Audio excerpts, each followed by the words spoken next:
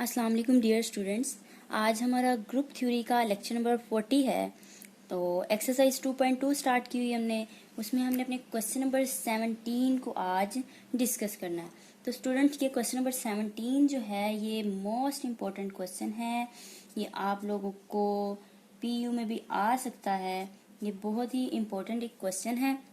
तो क्वेश्चन की स्टेटमेंट पढ़ने से पहले, अगर आप लोगों ने मेरा चैनल अभी तक सब्सक्राइब नहीं किया तो मेरे चैनल को सब्सक्राइब करें और साथ में बेल आइकन का बटन भी प्रेस करें ताकि आपको हर आने वाली न्यू वीडियो के बारे में अपडेट मिल सके।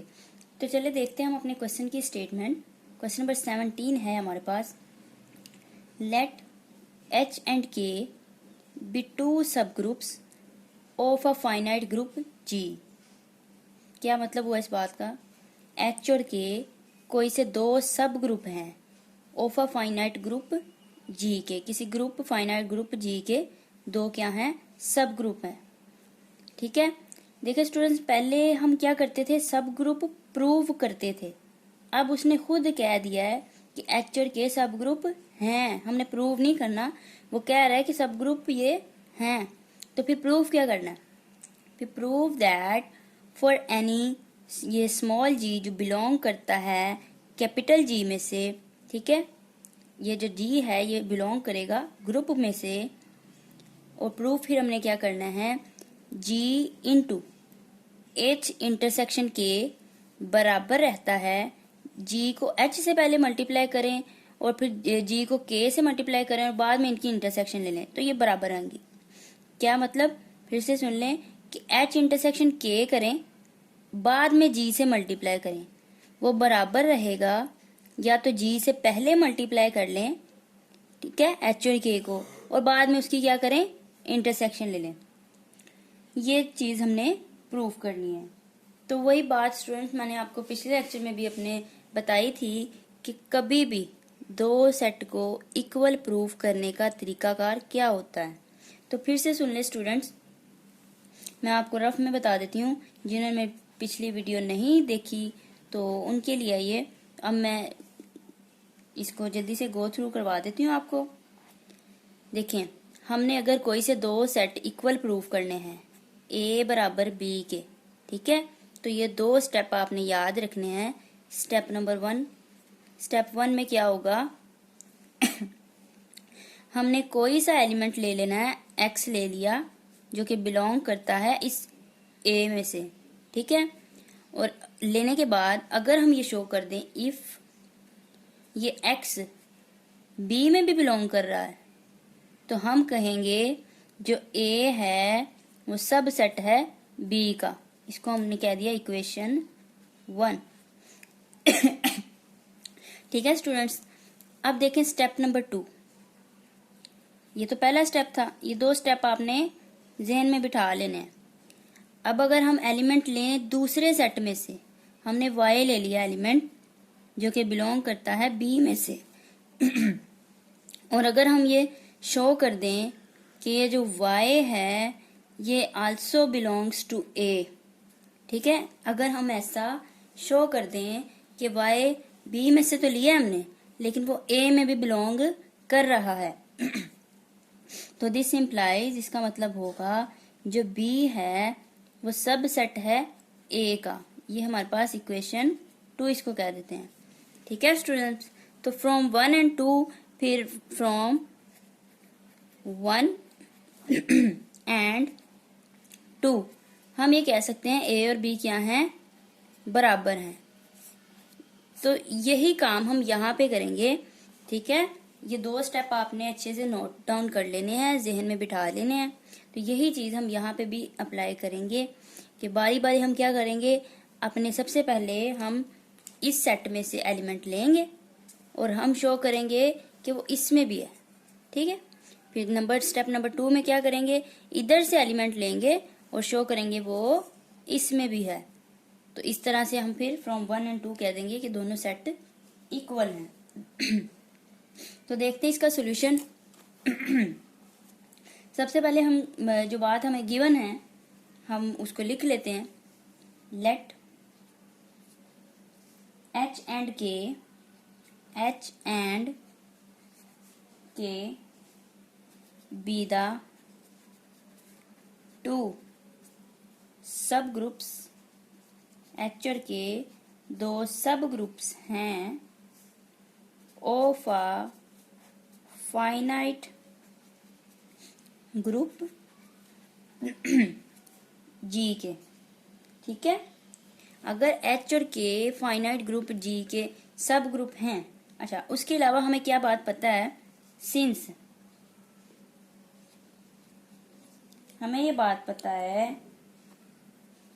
कि अगर हम देखें H इंटरसेक्शन K करते हैं तो हमारे पास हम ऐसे लिख सकते हैं, ये H इंटरसेक्शन K अगर करें ये H में भी होगा, ठीक है, एंड H इंटरसेक्शन अगर K करें तो वो हमारे पास K में भी होगा। अब कैसे, इस चीज़ की एग्जांपल अब मैं आपको रफ में देती हूँ।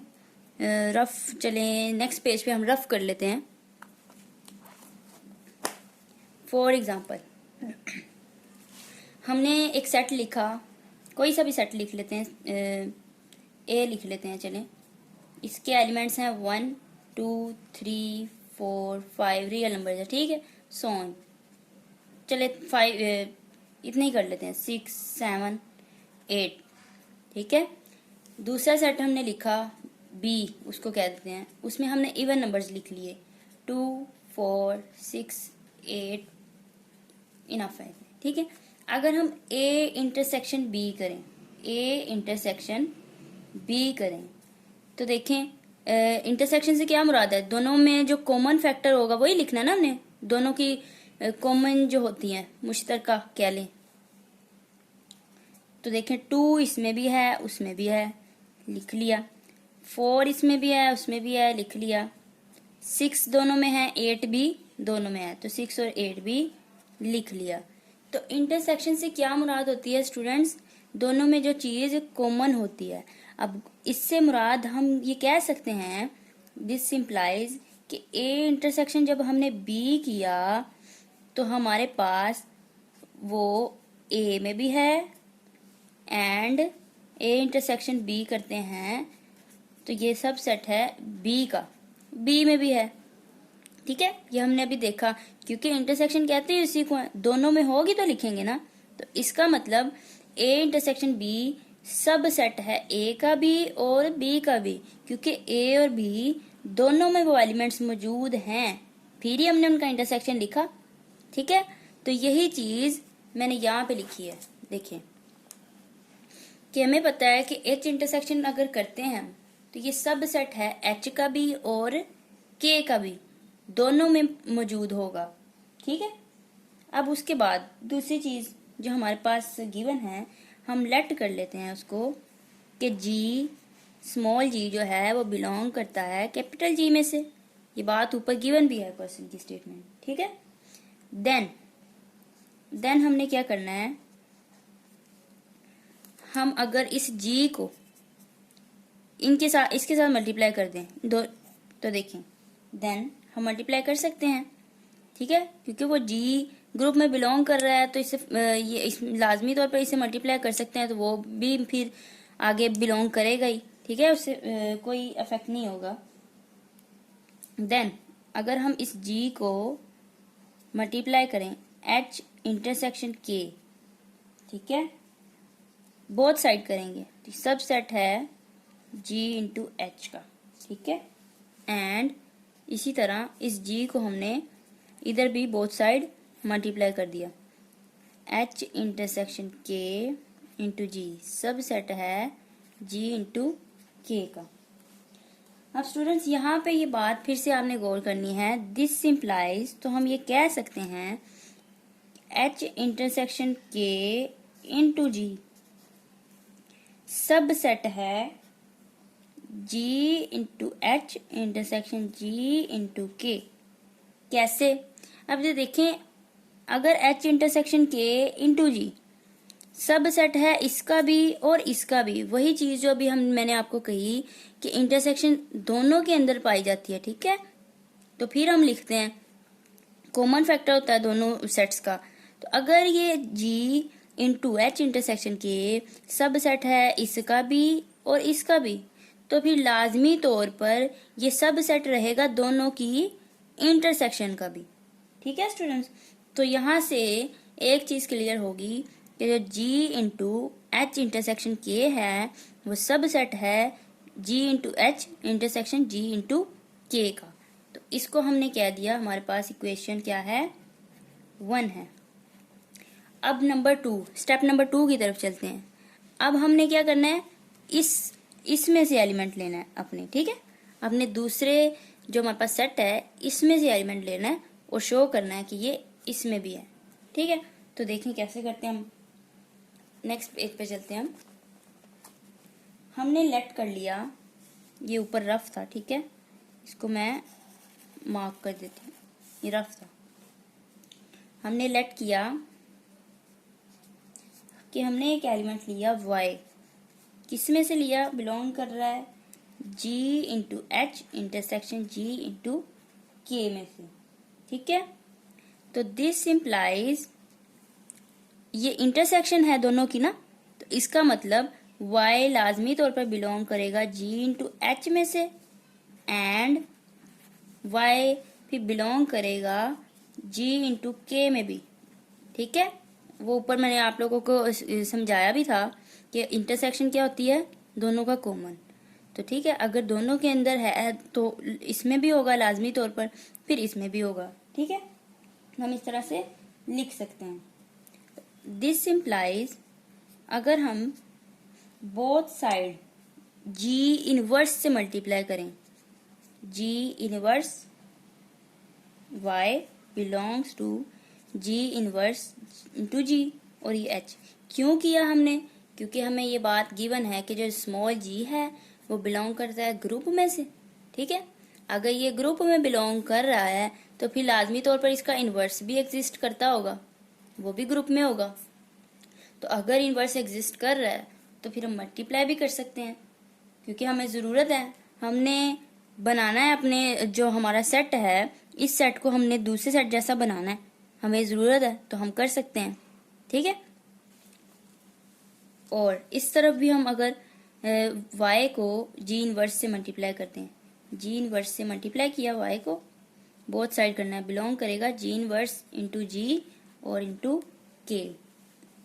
और फिर देखें this implies G inverse into y as it is belong करेगा H में से। अब स्टूडेंट्स देखिए यहाँ से मैंने थोड़ा सा डायरेक्ट स्टेप कर दिया है, G इनवर्स इंटू G करें तो आइडेंटिटी आएगा, और अगर ठीक है उस आइडेंटिटी को मैंने नहीं लिखा, उस आइडेंटिटी को फिर नेक्स्ट स्टेप में अगर H से मल्टीप्लाई करें तो वापस H ही आना था ना, तो ये चीज़ मैंने डायरेक्ट कर दी है। ठीक है, तो सिमिलरली यहाँ पे भी देखें G inverse into y belong करेगा फिर K में से। ठीक है स्टूडेंट्स, अब देखें this implies G inverse into y belong करेगा, अगर ये G inverse into y H में भी है K में भी है तो लाजमी तौर पर इनकी इंटरसेक्शन में भी होगा। ठीक है, ये बात ऊपर हमने देखी है, अगर H में भी है K में भी है तो इसका मतलब दोनों की इंटरसेक्शन में भी होगा। ठीक है, अब हम नेक्स्ट चलते हैं।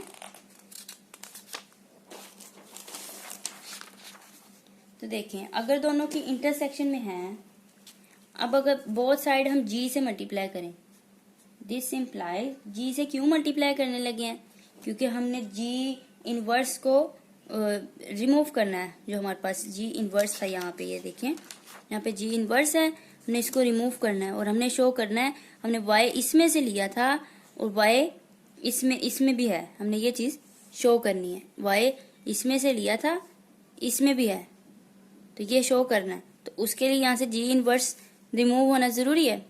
तो हम अगर बोथ साइड G से मल्टीप्लाई करें, this implies G into G inverse belong, और y एज इट इज आ जाएगा, बिलोंग कर रहा है G into H intersection K। तो this implies G into G inverse identity, और आइडेंटिटी को अगेन एलिमेंट से किसी से मल्टीप्लाई करें, वापस वाई ही रहेगा, ठीक है। तो बिलोंग कर रहा है जी इंटू एच इंटरसेक्शन के में से।